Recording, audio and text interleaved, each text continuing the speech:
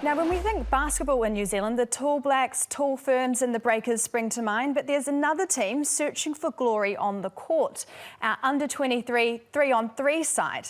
Now, our Christchurch reporter George Berry has all the info and joins us now live from the Garden City. Good morning, George. This team seems to be flying under the radar a bit, but they're heading to a World Cup, is it? Can you fill us in a bit more? Yeah, Modena team. So this is the first time New Zealand's entering a team into this World Cup, the under-23 3-on-3 tournament, which is being held in China. Now, the coach is named Pete Van Hassel. He lives here in Otautahi, and he spoke to me this week. It was an absolute pleasure to catch up with him, actually, and he seems pretty confident that he'll be bringing home some sort of silverware. Pete Van Hassel is the definition of passionate.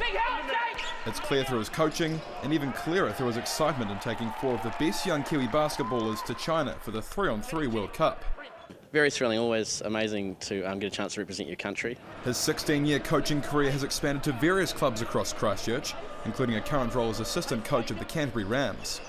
Van Hassel's clear on what matters most in his coaching ethos. Well, I think team culture is really important for a team to do well. Canterbury teams normally play great defence. I think defence is really important. His love for the game, which is rapidly rising in popularity in Aotearoa, all started back in 2002 during the Tall Blacks' historic run at the World Champs. In 2002, I was over at the World Champs. I was one of the fans over there, and being able to see us get 4th at the World Champs was really amazing, and just inspired me to, to try and help people get better. And now it's his time to shine, in a format that is still relatively new to our shores. It's been exciting for me to learn the game over the last 3 or 4 years since it's been in New Zealand. Being able to develop new concepts at the leading edge, I guess, is exciting too.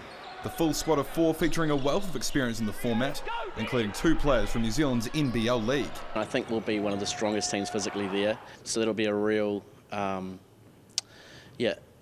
for us to show ourselves out there. Despite New Zealand going up against some of the best nations in the game, Van Hassel and his squad's overall goal for the tournament is crystal clear. You don't go over there to try and get second. I think you go over there with really high expectations, and I think we've got a really good team that can come together and beat anyone on the day. And if things go their way, this will be just the beginning for Pete Van Hassel donning the fern on the sidelines. Now, guys, they've got a pretty tough pool here in New Zealand. They're playing some pretty big European powerhouses. They're playing Turkey, Slovenia, Russia, just to name a few. They've only got a couple of days camp before heading over to China for the tournament. It takes place between October 2nd to the 6th.